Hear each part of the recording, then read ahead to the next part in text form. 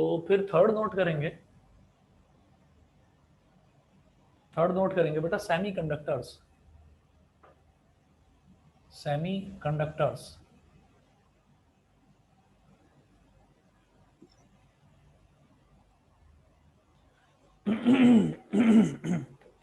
Semiconductors में लिखिएगा, these are the materials whose रेसिस्टिविटीज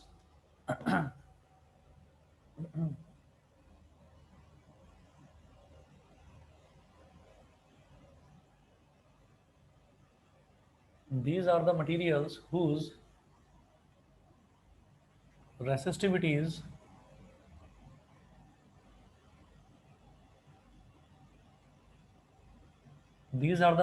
whose resistivities lie in between those of conductors and insulators, lie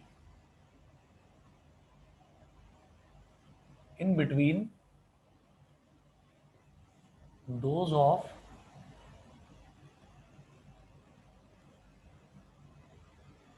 conductors and insulators.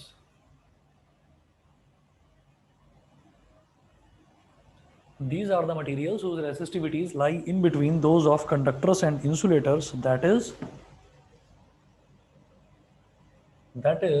between 10 to the power minus 6 ohm meter, between 10 to the power minus 6, that is between 10 to the power minus 6 ohm meter to 10 to the power 4 ohm meter, to 10 to the power 4 ohm meter। ठीक है, इनकी जो resistivity है, resistivity की unit जो है वो ओम metre में होती है। तो जो इनकी रेसिस्टिविटी है वो कंडक्टर और इंसुलेटर के बीच में लाई करती है। ठीक है, तो हम ये कहते हैं कि ये 10 की पावर माइनस 6 ओम मीटर, तो ये बहुत कम रेसिस्टिविटी है। तो ये कम रेसिस्टिविटी किसकी होगी? जो आसानी से अपने अंदर से करंट फ्लो होने देगा, यानी कि कंडक्टर की। तो कंडक्टर की रेसिस्टिविटी 10 की पावर माइनस 6 ओम मीटर इस रेंज की होती है, इसके आसपास की होती है। और जो इंसुलेटर है, इंसुलेटर कौन होंगे? जो करंट को पूरी तरह से ऑब्स्ट्रक्ट कर देंगे, करंट को बहुत ज्यादा रेसिस्ट करेंगे। तो वो हो गया 10 की पावर 4 ओम मीटर, तो ये हो गया इंसुलेटर। तो कंडक्टर और इंसुलेटर के बीच में जिसकी रेसिस्टिविटी लाई करती है उसको हम बोल देंगे सेमीकंडक्टर। यानी कि कुछ पर्टिकुलर कंडीशंस होती हैं, उन पर्टिकुलर कंडीशंस में कोई भी सेमीकंडक्टर कंडक्टर की तरह बिहेव करेगा, और कुछ पर्टिकुलर कंडीशंस ऐसी होती हैं जिनमें वो इंसुलेटर की तरह बिहेव करेगा। तो इसके लिए अभी सिर्फ इतना ही करेंगे, बाकी डिटेल में इसका ना एक चैप्टर है proper, semiconductor devices and circuits, तो वो वाला पूरा चैप्टर हम प्रॉपर पढ़ेंगे। तो फिलहाल के लिए अभी इसमें इतना ही है। उसके आगे आप बस इसमें एग्जाम्पल के तौर पर लिख देंगे कि germanium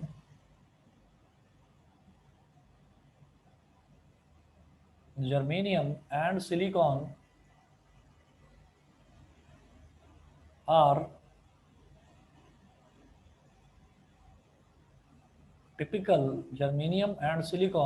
typical semiconductors. Typical semiconductors मतलब मोस्ट कॉमनली यूज्ड सेमीकंडक्टर यही होते हैं, जर्मेनियम और सिलिकॉन।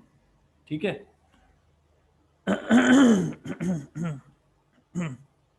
फिर हेडिंग डालेंगे next, common commercial resistors. Common commercial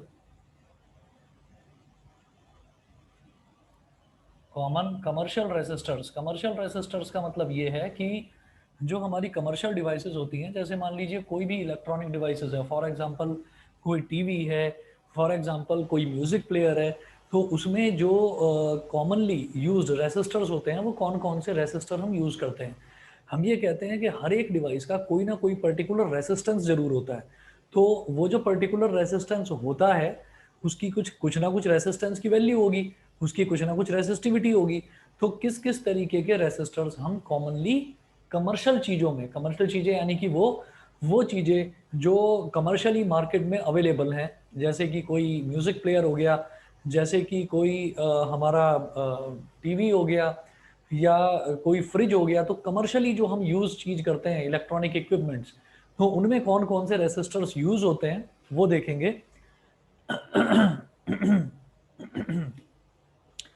तो commercial resistors are of two major types, लिखेंगे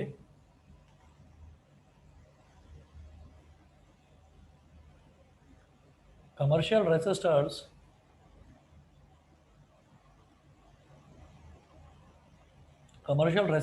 are of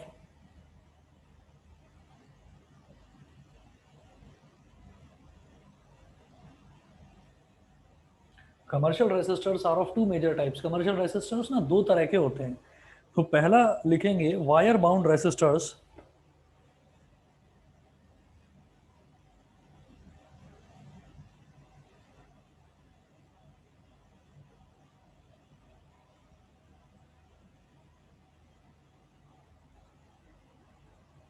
wire bound resistors इसमें लिखेंगे these are made by winding the wires of an alloy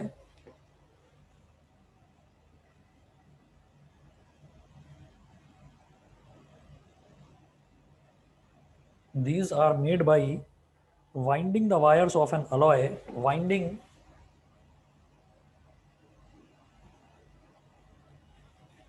these are made by winding the wires of an alloy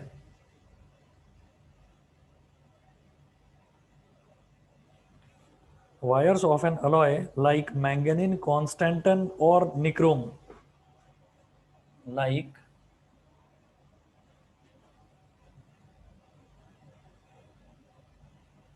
manganene,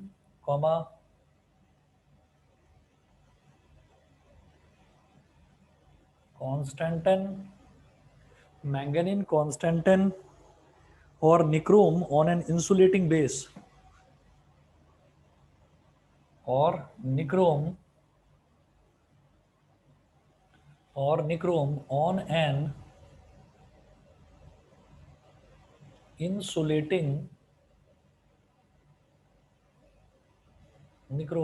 an insulating base. The advantage of using these alloys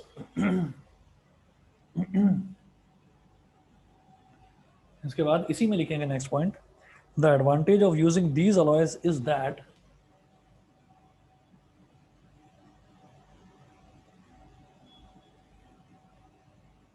the advantage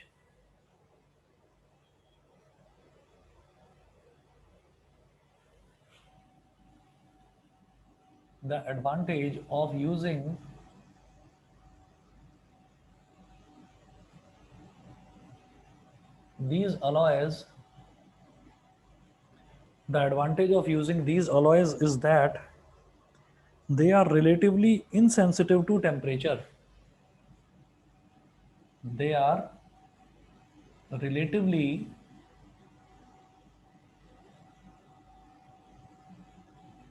insensitive to temperature.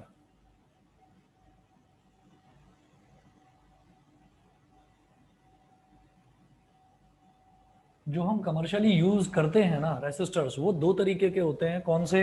एक तो wire bound resistor होता है, और जो दूसरा हमारा जो है वो होता है कार्बन रेसिस्टर। तो ये दो तरीके के रेसिस्टर्स हैं जो हम कॉमनली यूज करते हैं कमर्शियली, यानी कि मार्केट में ये वाले रेसिस्टर्स अवेलेबल हैं। अच्छा, तो अभी पहले ये आपने नोट करा, अभी कार्बन रेसिस्टर नोट करिए, फिर मैं आपको दोनों में डिफरेंस बताता हूँ और दोनों में ज़्यादा वाइडली कौन सा यूज होता है। और उन रेसिस्टर्स को देखकर, सिर्फ देखकर उनको, चाहे उस पर कोई वैल्यू लिखी हो या ना लिखी हो, उसको देखकर मैं क्या बता सकता हूँ कि उसके रेसिस्टेंस की वैल्यू कितनी हो सकती है। ठीक है, तो वो अभी देखेंगे। कुछ उनके कलर्स को देखकर हम अंदाजा लगाते हैं, जिसको हम बोलते हैं कलर कोडिंग। तो कलर कोडिंग करवाऊंगा इसके बाद, पहले नोट करें आप। सेकंड है कार्बन रेसिस्टर्स, इसमें लिखेंगे they are made from, second है carbon resistors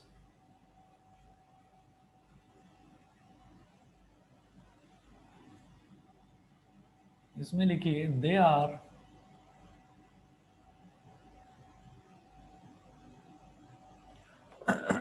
they are made from mixture of carbon black, they are made from mixture of carbon black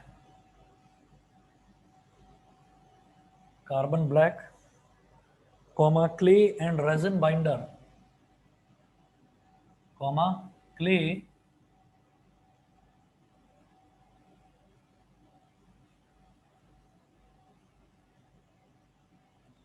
and resin binder, which are pressed and then molded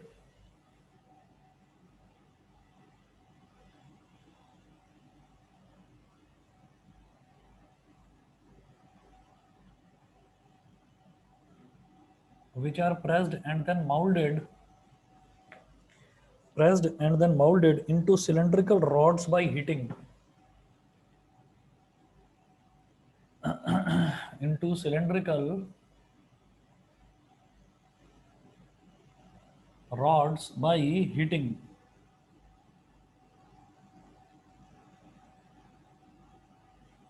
Cylindrical rods by heating. Full stop.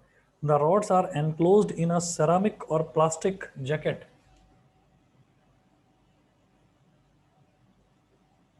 The rods are enclosed in a ceramic or plastic jacket. Next point लिखेंगे, they have the following advantages.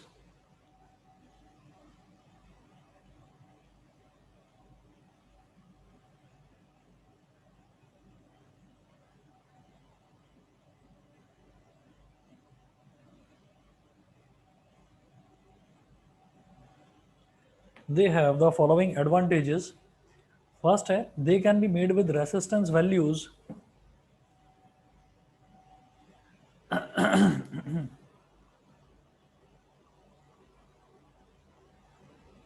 First है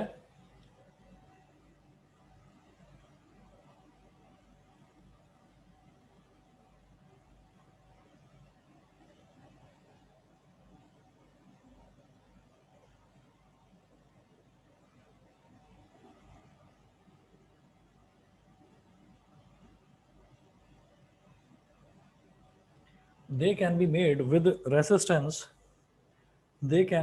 with resistance values ranging from few ohms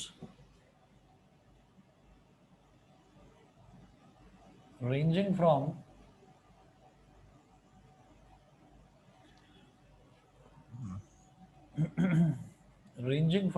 few ohms to several million ohms.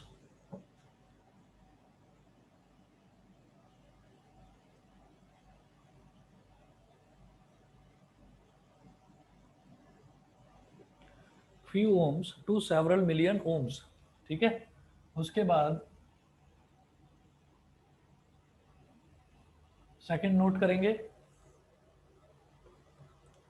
they are quite cheap and compact. They are quite cheap and compact.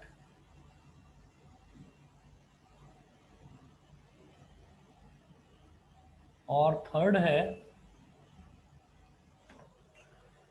they are good enough for many purposes. They are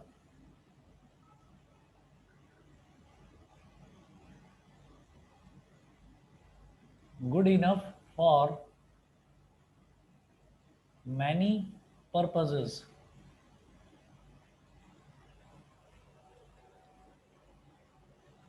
They are good enough for many purposes. अब देखिएगा क्या है यहाँ पर। सबसे पहले तो आप ये देखिएगा कॉमन कमर्शियल रेसिस्टर्स। तो कमर्शियली अगर मान लीजिए हमको खुद से, और ये फैब्रिकेशन का काम जो है, फैब्रिकेशन का काम तो आजकल बड़ा जोर शोर से चल रहा है और हर बड़ी बड़ी इलेक्ट्रॉनिक कंपनी में चल ही रहा है। लेकिन क्या है कि आप अगर प्रैक्टिकली, जब आपको प्रैक्टिकल करवाया जाएगा स्कूल में, जब भी कभी स्कूल खुलेगा प्रैक्टिकल आपको करवाएंगे, तो आपसे बहुत सारी छोटी छोटी चीज़ें ना, लगभग 10-12 आपके प्रैक्टिकल्स हैं जिसमें कि रेक्टिफायर है। रेक्टिफायर क्या करता है, ये वोल्टेज की जो नेगेटिव वैल्यू है उसको रेक्टिफाई करके, मतलब करेक्ट करके उसको पॉजिटिव वैल्यू में कन्वर्ट कर देता है। एक स्टेबलाइजर होता है। स्टेबलाइजर का मतलब ये होता है कि अगर वोल्टेज कम है तो उसको ज़्यादा कर देता है और वोल्टेज ज़्यादा है तो उसको कम कर देता है, जिसको आजकल मॉडर्न एज की अगर हम बात करें तो मॉडर्न एज स्टेबलाइजर्स को आप लोग यूपीएस के नाम से जानते हैं, अनइंटरप्टेड पावर सप्लाई, यूपीएस, जो कि कंप्यूटर सिस्टम्स में और मेजरली आप ये देखेंगे कि वो वहाँ पर लगाए जाते हैं जहाँ पर खास तौर पर कुछ या तो सॉफ्टवेयर कोडिंग का काम चल रहा हो, कि वहाँ पर हमको कंटिन्यूअस सप्लाई चाहिए, कि अगर जरा सा भी इलेक्ट्रिक फ्लक्चुएशन हुआ तो हम जो जिस कोडिंग पर हम काम कर रहे हैं वो कोडिंग काम नहीं कर पाएगी। या फिर जहां पर शेयर ट्रेडिंग का या सेंसेक्स वगैरह से रिलेटेड काम चलता है, तो वहां पर एक एक सेकंड में, बल्कि एक एक मिली सेकंड के अंदर शेयर्स के रेट जो है वो ऊपर नीचे फ्लक्चुएट करते रहते हैं। तो वहां पर हमको एक कंटिन्यूअस इलेक्ट्रिक सप्लाई की ज़रूरत होती है, ताकि हम थ्रू आउट द वर्ल्ड जो पूरा ट्रेड होता है, तो उस ट्रेड के मार्केट पर, शेयर ट्रेड के मार्केट पर लगातार नज़र रख सकें। तो उसको यूज़ करने के लिए सबसे ज़्यादा जो इम्पोर्टेंट एक इक्विपमेंट है वो कहलाता है अनइंटरप्टेड पावर सप्लाई, यूपीएस। तो वो जो स्टेबलाइजर है, वो स्टेबलाइजर कोई ऐसी चीज़ नहीं है, वो यूपीएस कोई ऐसी चीज़ नहीं है कि एक 11th और 12th क्लास का बच्चा उसको ना बना पाए। तो आप लोगों के यहाँ पर जब स्कूल्स में प्रैक्टिकल होते हैं तो प्रैक्टिकल में स्टेबलाइजर बनाना सिखाया जाता है, और स्टेबलाइजर में भी एक डिजिटल, सामने एक डिजिटल स्क्रीन लगा देते हैं। डिजिटल स्क्रीन मार्केट में अवेलेबल होती है, और उस डिजिटल स्क्रीन पर हम ये देख सकते हैं कि कब हमारी वोल्टेज ज़्यादा हो रही है, कब हमारी वोल्टेज कम हो रही है। तो हम उस वोल्टेज को with the help of resistances हम उनको बना सकते हैं, हम उस इक्विपमेंट को बना सकते हैं। तो कोई भी इक्विपमेंट बनाने में सबसे ज़्यादा जो इस्तेमाल चीज़ होती है वो रेसिस्टेंस होती है। अब आप ये देखिएगा कि कमर्शियली अगर मुझे कोई भी चीज़ डिज़ाइन करनी है, चाहे फिर वो कोई स्टेबलाइजर हो, चाहे फिर वो कोई इन्वर्टर हो, है ना, चाहे फिर वो कोई छोटा सा कोई म्यूजिक प्लेयर हो, तो कोई भी छोटी से छोटी चीज़ अगर मेरे को डिज़ाइन करनी है तो उसमें रेसिस्टर्स की ज़रूरत पड़ती है।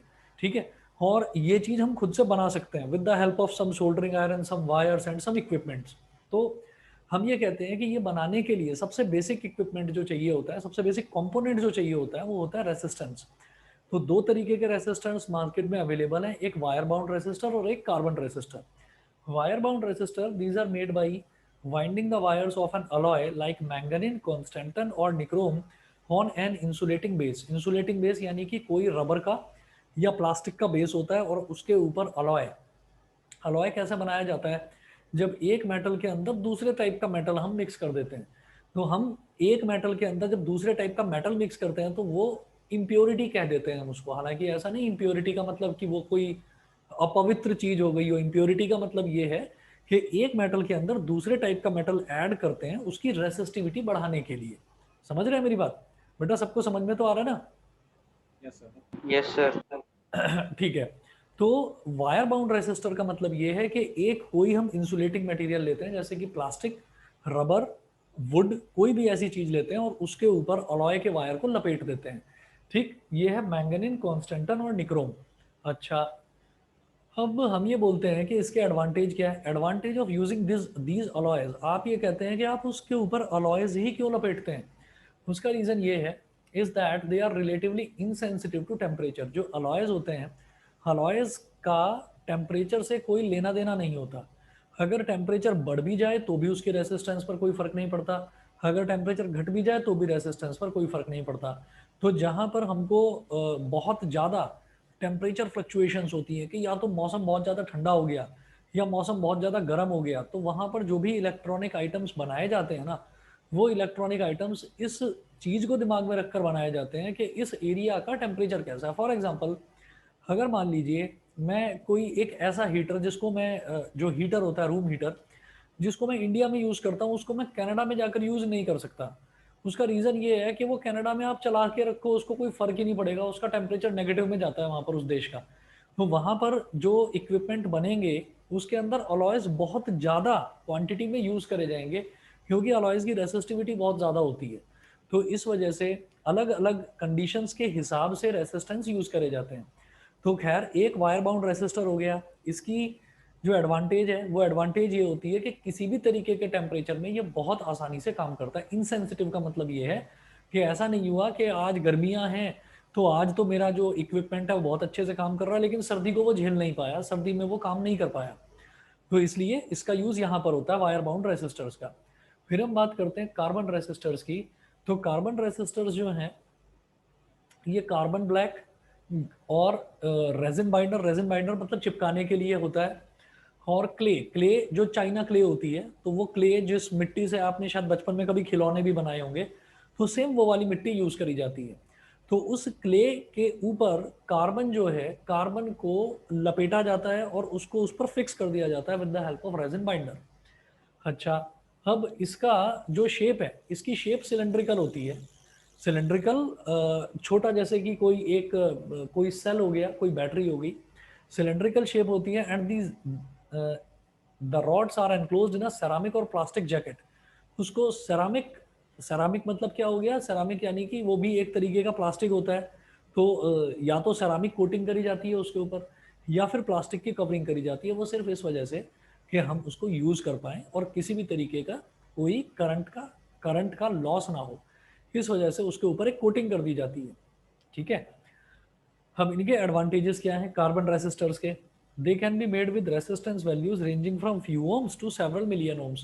कि आपको कार्बन रेसिस्टर अगर बनाना है, और कार्बन रेसिस्टर की हेल्प से आप कोई छोटे से छोटा इक्विपमेंट जिसकी वैल्यू फ्यू ओम्स की होती है, जिसके रेसिस्टर्स की, या फिर कोई बहुत बड़े से बड़ा इक्विपमेंट आप बनाना चाहो जिसकी वैल्यू बहुत ज़्यादा मिलियंस ऑफ ओम्स में होगी, तो आप वो भी बना सकते हो, बड़े से बड़ा इक्विपमेंट, और छोटे से छोटा इक्विपमेंट आप यूजिंग कार्बन रेसिस्टर बना सकते हैं।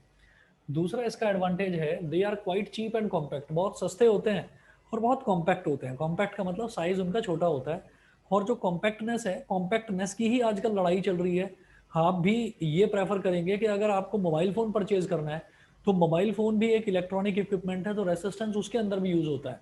तो आप लोग भी ये प्रेफर करोगे कि मोबाइल फ़ोन जो ज़्यादा बल्कि ना हो, जो ज़्यादा स्लीक हो और सेम फीचर्स प्रोवाइड करता हो, तो आप चाहेंगे कि भाई अगर आपको कोई बोलेगा कि इसके अंदर ये क्वालिटी का रेसिस्टेंस लगा हुआ है, इसकी बहुत लॉन्ग लाइफ है, तो आप सबके दिमाग में भी ये आएगा कि 1 साल या 2 साल के बाद मोबाइल फ़ोन सेम यूज़ करता कौन है? उसको तो चेंज करने की हमारी मजबूरी हो जाती है, क्योंकि 1-2 साल के बाद में टेक्नोलॉजी नहीं आ जाती है। तो हमको जो पुराना चीज़ है, वो पुरानी चीज़ ऑब्सोलीट हो जाती है, वो काम की ही नहीं रहती।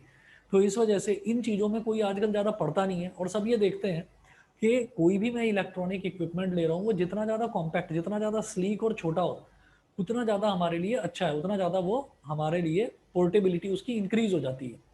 तो इसलिए कार्बन रेसिस्टर्स का इस्तेमाल इस वजह से भी ज़्यादा बढ़ जाता है कि वो कॉम्पैक्ट होते हैं, तो यानी कि छोटी से छोटी चीज़ बनाने के भी काम आते हैं। और थर्ड है, they are good enough for many purposes. Many purposes का मतलब ये है कि आप मैनी पर्पजेज मतलब हर तरीके का इक्विपमेंट आप यूजिंग कार्बन रेसिस्टर बना सकते हैं। ठीक है। इतना देखने के बाद में फिर नेक्स्ट देखूंगा मैं इसमें कार्बन रेसिस्टर्स में 1 मिनट नोट वेट करें बस। अगला जो आपका टॉपिक है बेटा, ये है colour code for carbon resistors.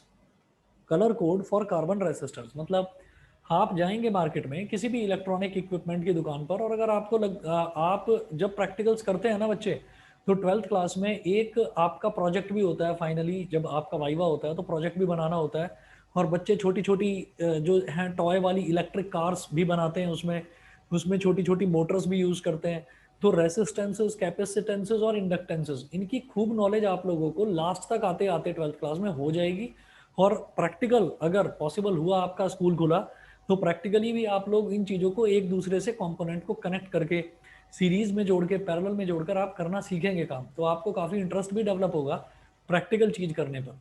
तो क्या होता है कि आपने एक बॉक्स लिया, और उस बॉक्स के अंदर बहुत सारे रेसिस्टेंसेस रखे हुए हैं, छोटे छोटे बड़े बड़े बहुत सारे रेसिस्टेंस रखे हुए हैं।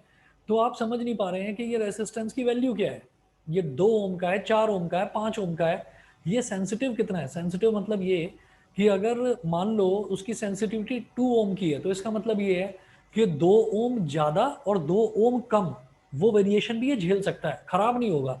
ठीक है, उसको बोलते हैं सेंसिटिविटी। जैसे मैं बोलता हूँ कि मेरा रेफ्रिजरेटर वो 220 वोल्ट पर काम करता है, तो हम ये बोलते हैं कि उसकी सेंसिटिविटी जो है वो +-10 वोल्ट है। +-10 वोल्ट का मतलब ये है कि 10 वोल्ट ज़्यादा सप्लाई दे दो तो भी कोई फर्क नहीं है, चलता रहेगा। 10 वोल्ट कम सप्लाई दे दो तो भी कोई फर्क नहीं है, रेफ्रिजरेटर पर चलता रहेगा वो। ठीक है, तो ये सेंसिटिविटी होती है। खैर, हमने ये कहा कि हम कोई डिवाइस बनाना चाहते हैं, कोई रोबोट बनाना चाहते हैं हम, और उसको बनाने के लिए मुझे बहुत सारे रेसिस्टेंसेस की ज़रूरत है। तो मैंने एक बॉक्स ले लिया, उस बॉक्स के अंदर बहुत सारे रेसिस्टेंसेस हैं। तो उन रेसिस्टेंसेस के अलग अलग कलर होते हैं जो यूनिवर्सली एक्सेप्टेड होते हैं कि अगर ब्लैक कलर है तो ब्लैक कलर के रेसिस्टेंस की कुछ पर्टिकुलर वैल्यू होगी कि 5 ओम का है या 10 ओम का है। तो वो इंडिया में 5 या 10 ओम का है तो अमेरिका में भी 10 ओम का ही होगा वो। ठीक है, तो उनकी पर्टिकुलर वैल्यूज होती हैं, तो उन वैल्यूज को किस तरीके से देखा जाता है वो देखिएगा कि कलर को देखकर मैं बता दूं कि रेसिस्टर की वैल्यू क्या है। तो नेक्स्ट हेडिंग आप डालेंगे colour code for carbon resistors. तो बेटा इस पर न्यूमेरिकल बनता है, पहले समझा देता हूं कैसे देखा जाता है।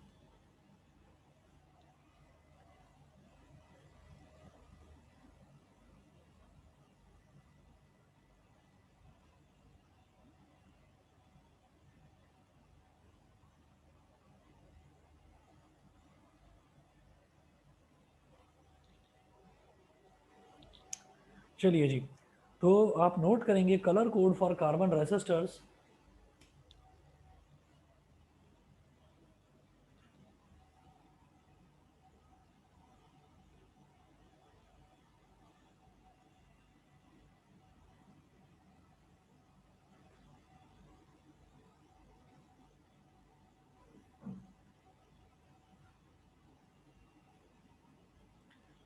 कलर कोड का मतलब क्या होता है कि कई ना छोटी छोटी चीज़ों को कोडिंग दे दी जाती है। कलर कोड का मतलब ये है कि जैसे मान लीजिए, अगर मान लीजिए जैसे नंबर कोड है।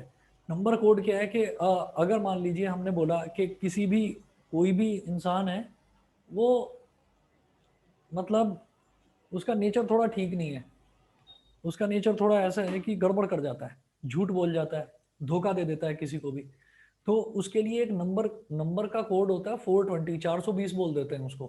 तो वो जो कोड है वो कोड यूनिवर्सली एक्सेप्टेड है। अब क्यों है उसकी डिटेल तो मुझे नहीं पता कि किसी भी फ्रॉड को 420 क्यों कह देते हैं, ये तो मेरे को डिटेल नहीं पता, लेकिन वो एक कोड हो गया। अच्छा, उसके बाद हम ये कहते हैं कि जैसे ये भी एक यूनिवर्सली एक्सेप्टेड कलर कोड है कि अगर हम रोड पर कहीं जा रहे हैं और आगे हमें रेड सिग्नल बना हुआ दिखाई दे, तो इसका मतलब ये है कि you have to immediately stop your vehicle, आपको रुक जाना है।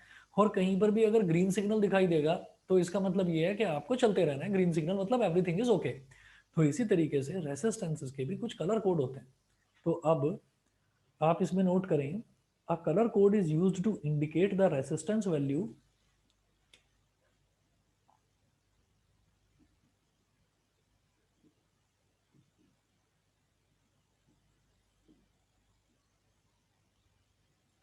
A color code is used to indicate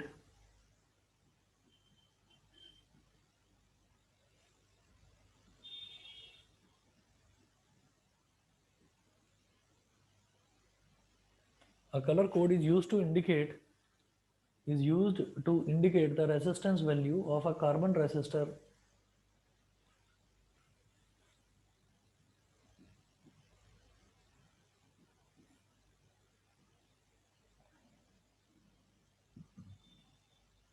and its resistance value of a carbon resistor and its percentage accuracy and its percentage accuracy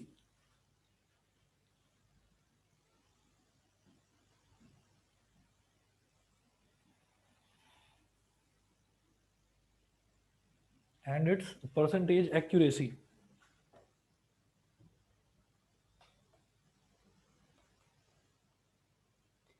इसके बाद मैं एक टेबल बनाऊंगा, पहले मैं बना लूं फिर उसके बाद आप भी वो टेबल बनाएंगे। यहाँ पर आप लिखेंगे resistor colour code.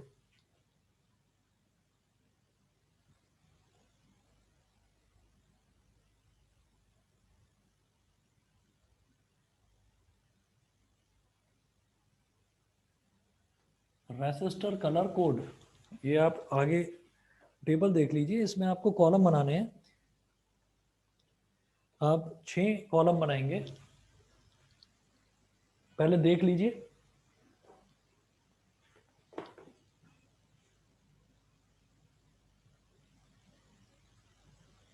Colour,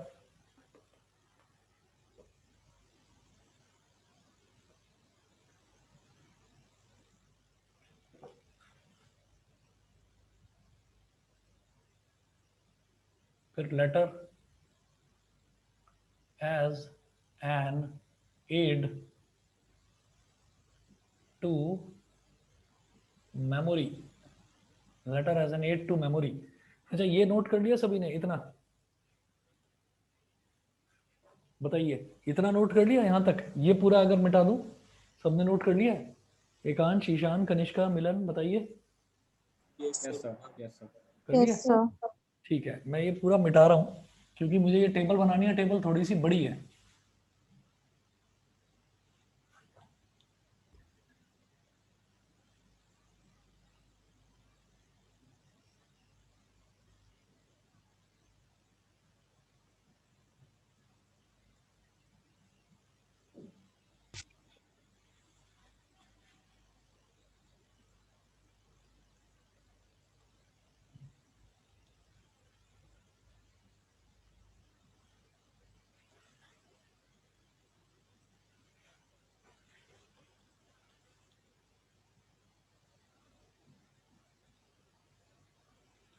letter as an aid to memory, उसके बाद लिखेंगे नंबर, फिर मल्टीप्लायर, नंबर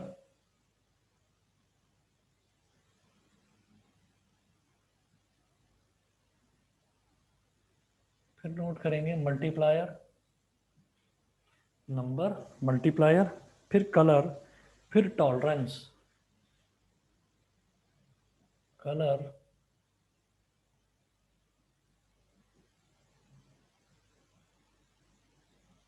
फिर है टॉलरेंस।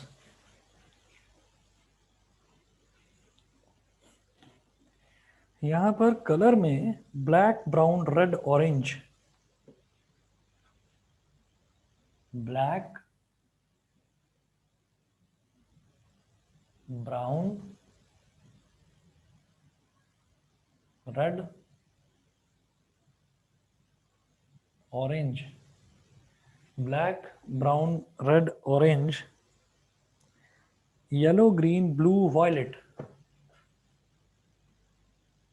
येलो, ग्रीन,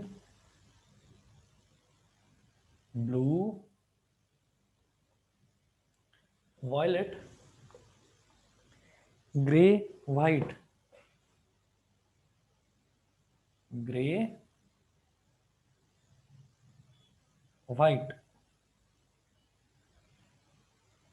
ब्लैक के आगे लिखें बी, ब्राउन के आगे अगेन बी, रेड के आगे आर, ऑरेंज के आगे ओ, येलो के आगे वाई, ग्रीन के आगे जी, ब्लू के आगे बी, वायलेट के आगे वी, जी के आगे, ग्रे के आगे जी और वाइट के आगे डब्ल्यू।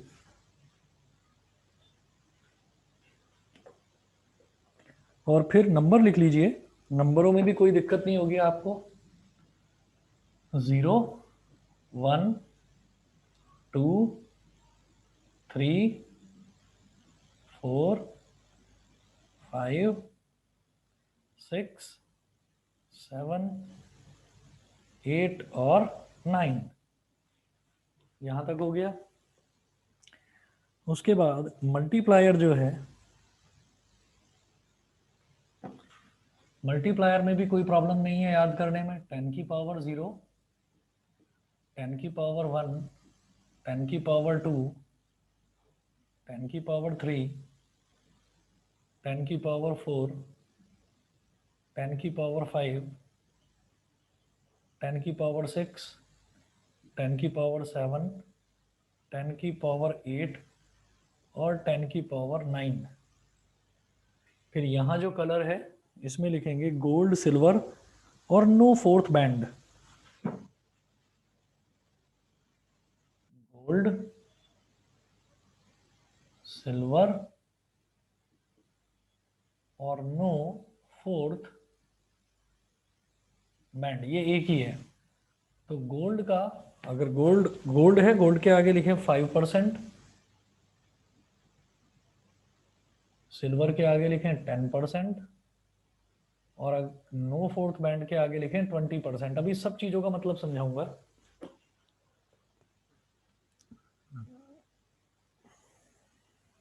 अब देखिएगा, पहले ये आप टेबल बना लीजिए और बस 1 मिनट में मैं पानी पी रहा हूँ, 1 मिनट दीजिए मुझे, टेबल बना लो।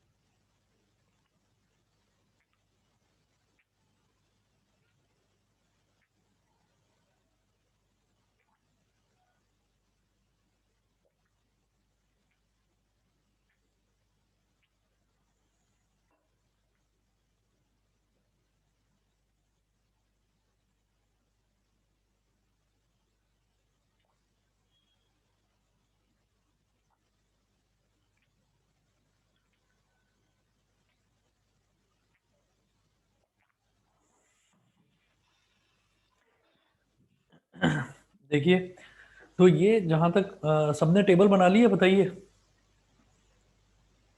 सर बस 1 मिनट।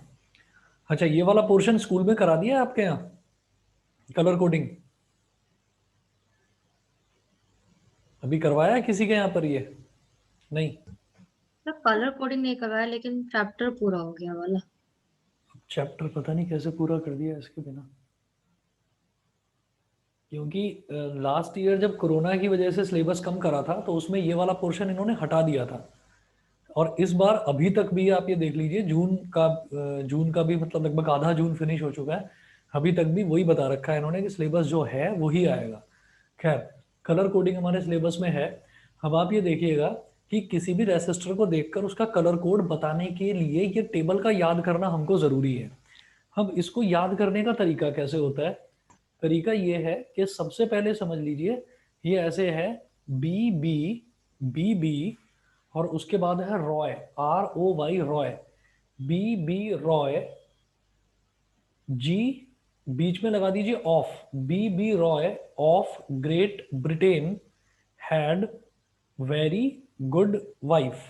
ठीक है, हमने क्या करा कि ये हो गया, ये हम बोल देते हैं कि B B Roy, B B Roy, बीच में यहां पर ऑफ लगा दिया, ये हो गया रॉय, ये हो गया बीबी, बीबी रॉय ऑफ, जीबी का मतलब ग्रेट ब्रिटेन, फिर बीच में हैड लगा दीजिए, हैड वेरी गुड वाइफ।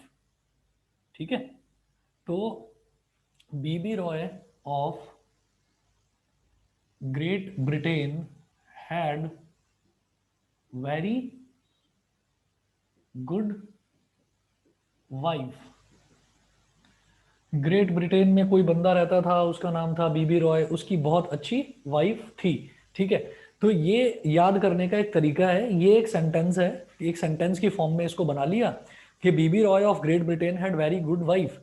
और इस सीक्वेंस में ही इसको क्यों याद करा? क्योंकि बीबी का मतलब पहले वाले बी को बोलेंगे ब्लैक, दूसरे वाले को ब्राउन, तो पहले ब्लैक फिर ब्राउन, बीबी रॉय, तो R for red, O for orange, Y for yellow, B Roy, फिर ऑफ बीच में लगा देते हैं सेंटेंस बनाने के लिए, ऑफ ग्रेट ब्रिटेन, तो ग्रेट ब्रिटेन यानी कि ग्रीन और blue, B Roy green blue, violet grey और व्हाइट, वायलेट ग्रे और व्हाइट, वेरी गुड वाइफ, ये हो गया। तो अगर मान लीजिए ब्लैक कलर आपको दिखाई देता है रेसिस्टेंस पर, तो उसका मतलब कि नंबर वहां पर है, नंबर है, अभी उसका नंबरिंग याद करिए, फिर बताता हूं कि कैसे आइडेंटिफाई करा जाता है कि रेसिस्टेंस की वैल्यू कितनी है। तो ब्लैक के लिए नंबर 0, ब्राउन के लिए नंबर 1, मतलब ये अगर सीक्वेंस याद है तो नंबर फिर सीक्वेंस में है 0 1 2 3 4 5 6 7 8 9। अब ये जो 10 डिजिट है, इन 10 डिजिट के अलावा तो दुनिया में कोई डिजिट होती नहीं है। ठीक है, 0 से लेकर 9 तक यही 10 डिजिट्स होती हैं। उसके बाद मल्टीप्लायर का मतलब क्या हो गया, 10 की पावर 0, 10 की पावर 1, 10 की पावर 2, 10 की पावर 9 तक, इस तरीके से। फिर एक चीज होती है टॉलरेंस लेवल। टॉलरेंस मतलब कि अगर रेसिस्टेंस थोड़ा बहुत ऊपर नीचे हो जाता है तो उसको झेलने की कैपेसिटी कितनी है किसी भी रेसिस्टेंस के अंदर। तो खैर इस टेबल को यहाँ बने रहने देते हैं और इस टेबल को बने रहने देते हैं और मैं ये सोचता हूँ कि मेरे पास एक बॉक्स रखा हुआ है, उसके अंदर बहुत सारे रेसिस्टर्स हैं, मैं एक कार्बन रेसिस्टर उठा लेता हूँ। कार्बन रेसिस्टर मैंने उठाया, कैसे पता चला? क्योंकि दुनिया में दो ही तरीके के रेसिस्टेंसेस होते हैं कमर्शियली यूज्ड, एक तो वायर बाउंड और एक कार्बन रेसिस्टर। तो जो वायर बाउंड है, वायर बाउंड तो बिल्कुल अलग तरीके का है, इंसुलेटिंग मटेरियल के ऊपर जो है अलॉय को लपेट दिया जाता है। लेकिन जो कार्बन रेसिस्टर होता है, कार्बन रेसिस्टर अलग अलग तरीके के रंग होते हैं उसमें, येलो, ऑरेंज, ब्लू, ब्लैक, रंग बिरंगा होता है वो। तो अलग अलग तरीके के रंग होते हैं और उस पर सेरामिक या फिर प्लास्टिक की कोटिंग कर रखी होती है और सिलेंड्रिकल शेप का होता है। तो सिलेंड्रिकल शेप का है अगर रेसिस्टेंस तो मैं समझ जाऊंगा कि ये कार्बन रेसिस्टर है, और फिर मैं उसकी वैल्यू कैसे बताऊंगा कि ये कितनी वैल्यू का रेसिस्टेंस है। अब एक हम इसमें तरीका देखते हैं। कोई भी मेरे पास रेसिस्टेंस होगा कार्बन रेसिस्टर, तो उसके ना 4 बैंड बने हुए होंगे उस पर। कैसे? देखिए इस तरीके का होगा, मैं इधर लिख रहा हूं, a carbon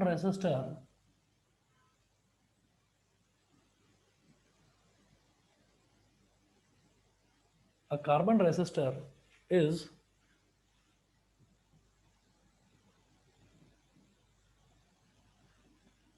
cylindrical in shape and has 3 to 4 colored bands on it. 3 to 4 colored bands on it.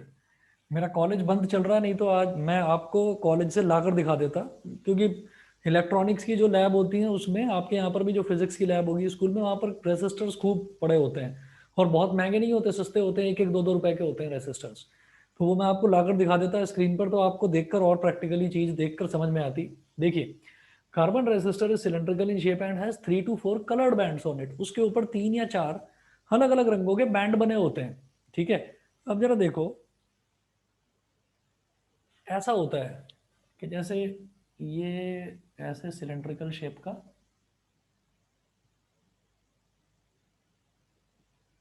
यहां पर एक बैंड बना हुआ है इसके ऊपर, तो कुछ इसका कलर है, कुछ भी कलर है।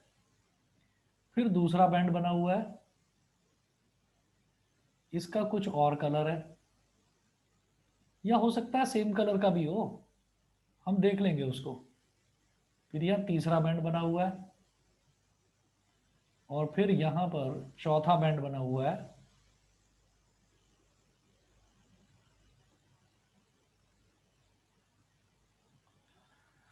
तो चारों के अंदर अलग अलग तरीके के कलर दिखाने के लिए मैंने अलग अलग तरीके का डिजाइन बना दिया। एक तरफ मैंने लाइन को थोड़ा इस तरफ टेढ़ा टेढ़ा बनाया, एक तरफ इस तरफ टिल्टेड बनाया, एक तरफ स्ट्रेट बनाया, एक तरफ थोड़ी कर्व्ड लाइंस बना दी। तो मैं इसको बोलूंगा, ये होगा, ये जो बैंड है इसको आप बोलेंगे बेटा first significant figure, first significant figure. ऐसे ही जो दूसरा बैंड है इसको बोलेंगे सेकंड सिग्निफिकेंट फिगर। अभी फटाफट नोट करें, एग्जाम्पल देखते ही आपको पता चल जाएगा कि बड़ा आसान है, कुछ मुश्किल नहीं है। और ये जो थर्ड बैंड है इसको आप लिखेंगे decimal multiplier.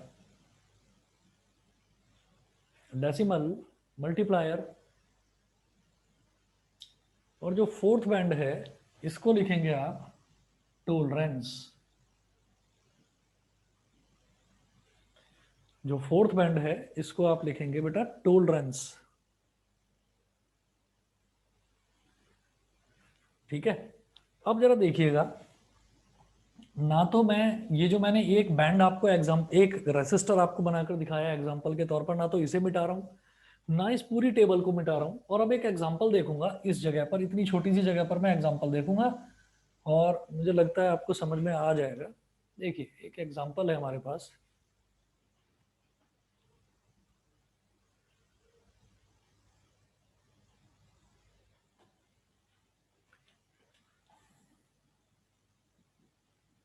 Example 1, find the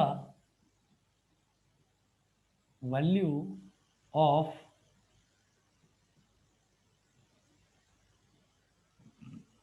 given carbon resistor.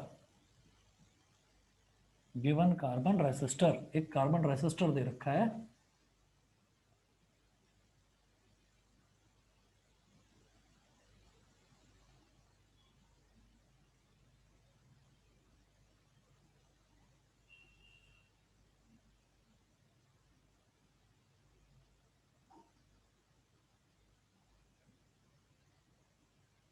इस पहला वाला बैंड इसका भी कलर रेड, दूसरे वाले का भी कलर रेड, तीसरे वाले का भी कलर रेड।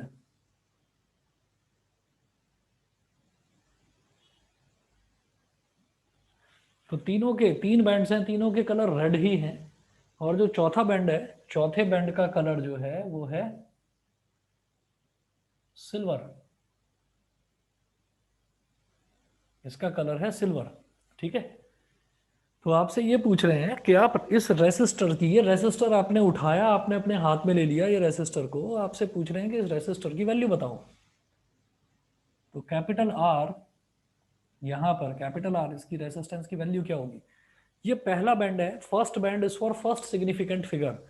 तो रेड, रेड के लिए कोड देखो क्या है, रेड के लिए कोड है बेटा 2, नंबर है 2, तो आप लिख देंगे 2। फिर है सेकंड बैंड का मतलब second significant figure, second band पर भी हमारा रेड है, तो रेड के लिए नंबर क्या है 2 है, तो लिखेंगे 22 मल्टीप्लाइड बाई, ये हो गया फर्स्ट सिग्निफिकेंट फिगर, ये हो गया सेकंड सिग्निफिकेंट फिगर। और फिर ये होता है थर्ड बैंड जो है, this is for decimal multiplier.